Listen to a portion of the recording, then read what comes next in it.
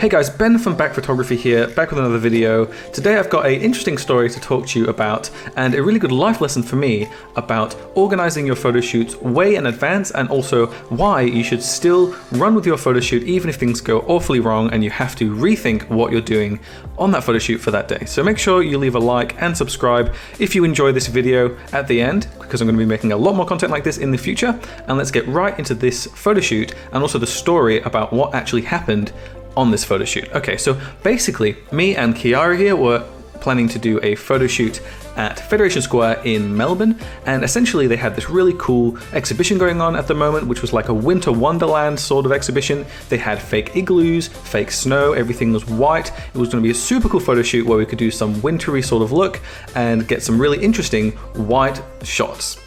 So we decided on makeup, we decided on what the outfit should be like. We decided that Kiara should wear a big jacket with a woolen hood just so it looked, like it was a really cold environment, it was a really wintry environment. And when we actually got there, we realized, first of all, the sun was going to set at about 5:15, and we actually got there just before 5 o'clock to check it out, because I'd been in America for a few weeks and I didn't realize just how quickly it got dark in Australia. So not only did we have only about 30 minutes to shoot, when we actually got to the area that was supposedly a free area with all these little igloos where you could hang out and just do your own thing, all of these igloos were actually booked out in advance and we weren't able to secure any of these little igloos for any time whatsoever. So even though there was like 50 igloos, every single one of them was booked and there was not going to be any time for us to use them at all for the entire evening. So what could we have done? Basically, we had two options. Either we could reschedule the photo shoot and not do any shooting whatsoever, or we could just try to find a completely different area and try to make the best of the situation and try to get some photos in anyway. So that's what we did. We decided to go out and do some shooting anyway and just move this photo shoot that we decided to do to next week and do a different photo shoot instead. So luckily, even though it was dark, we managed to find an area that was nice and well lit, and that was a car park that was just next to the area that we were meant to shoot anyway. So what you're going to see here is the photo shoot that unfolded from that instead of the shoot that we were going to do in this winter wonderland area. And I'm actually really happy with how these photos turned out, and I'd love to hear in the comments which one is your favorite. I'm also going to leave a link to all the raw files of these images in the description as well if you want to check them out, along with Kiara's Instagram and my Instagram as well. I'm also going to leave all of the equipment from this shoot in the description as well if you want to check out any of those links as well. So I used a Sony a7R II for most of the photos in this photo shoot, as well as a Sigma 50mm f1.4 and a Sigma 35mm f1.4. And for anyone who is interested, I used a Canon 5D Mark IV to do all of the video recording in this video. So let's have a look at the first location here and a few of the photos that I took at this location.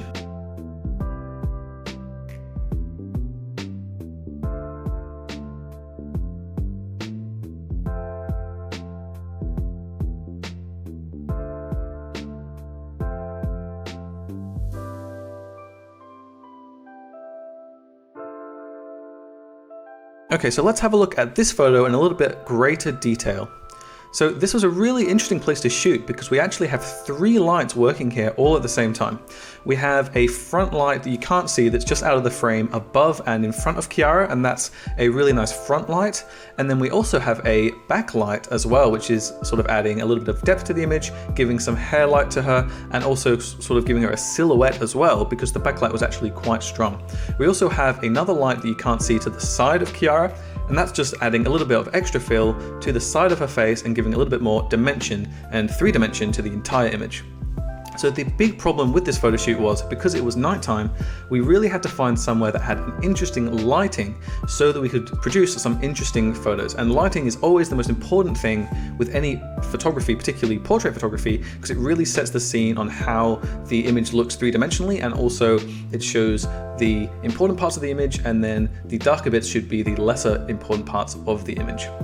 So we got really lucky with this staircase because we've got some interesting leading lines as well with the yellow. We've got some really interesting lighting, and it's just an interesting photo in general. So I think this was the strongest of the four photos that I just showed you, but let me know in the comments which you think is the best, and I'll also leave them in the description as raw files so you can play with them yourself. So one thing we really did struggle with this photo shoot was how dark the car park was.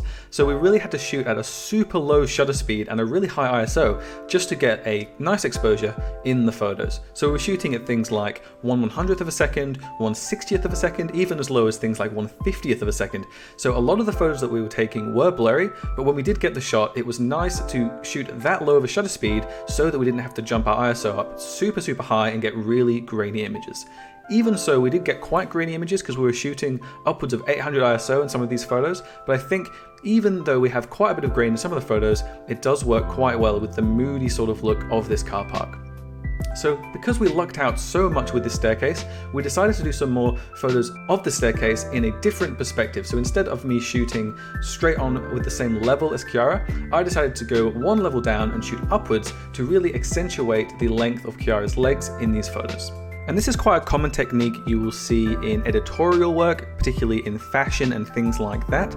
So here are a few photos of the new perspective on the same staircase. Let me know which one's your favorite, and here they are right now.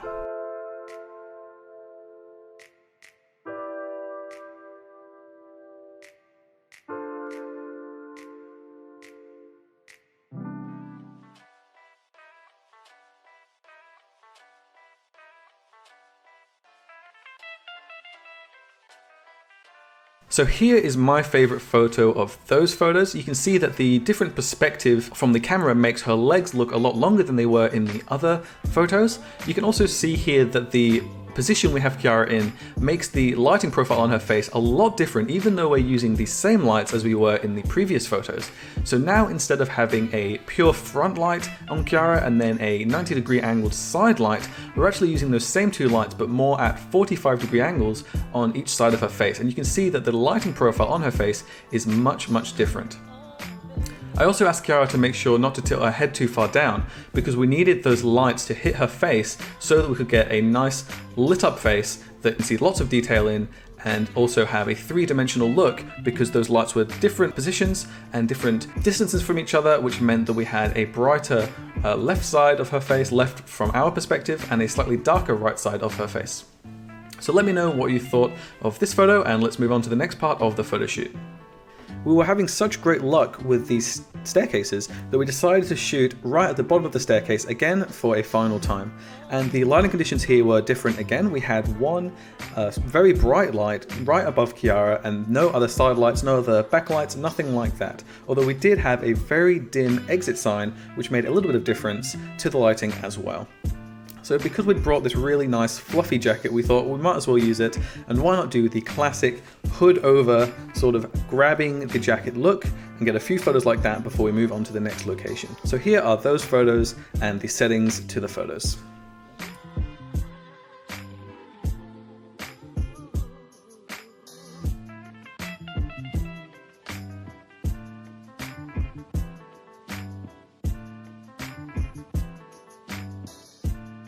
I think this one is probably the favorite one of these photos just because it was the sharpest.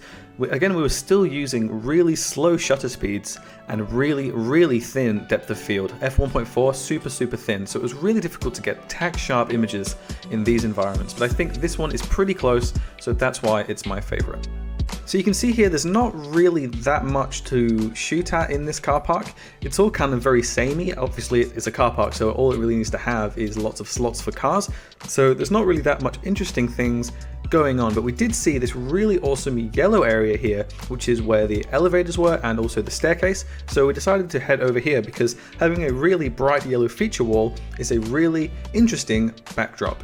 And also you can see above here there's a nice light as well, so we can get a lot of lighting on Chiara, making her the center of the image and also stand out from that very yellow background. So we spent a little bit of time here doing a whole bunch of different shots. We did some shots with the jacket on, did some shots with the jacket off. Basically, we were just trying to fill out the entire background with this beautiful yellow color, which really stood out from Chiara, who was wearing mainly beige and blue colors. So we think this area was probably one of the best areas in this car park to shoot, and we got some really nice photos. So let's have a look at some of the photos we got from this area, and then we'll move on to the final location of this photo shoot.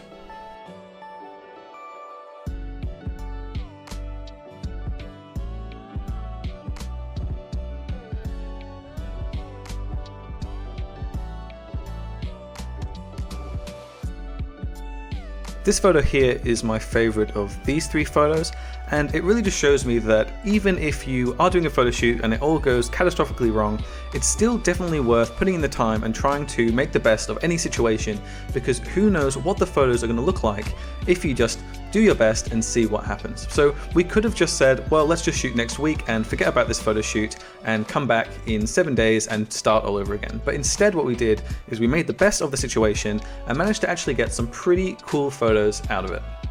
So I'm really happy that we did stick around and get these shots. I really like this photo in particular because despite us using some quite harsh lighting in this car park, the photos actually do look quite nice. The photo is nice because the lighting is in a really nice position, and also because the backdrop is really interesting and is a really bright and bold color, something you wouldn't normally see in a car park. So I'm really happy with how this photo turned out. Let's have a look at the final location that we shot at before wrapping up this video.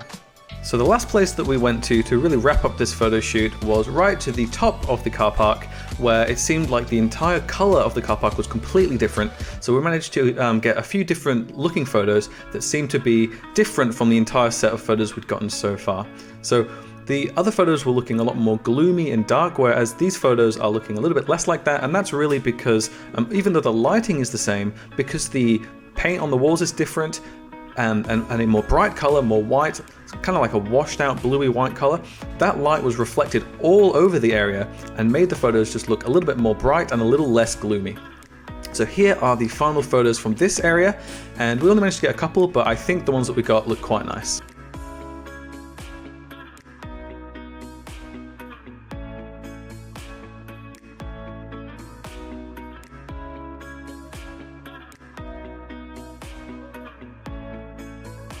So again with these photos, because we were shooting at such a slow shutter speed and such a razor thin depth of field, most of these photos didn't come out super sharp, so feel free to roast me in the comments for the unsharp images and the unsharp raw files that you'll see in the description.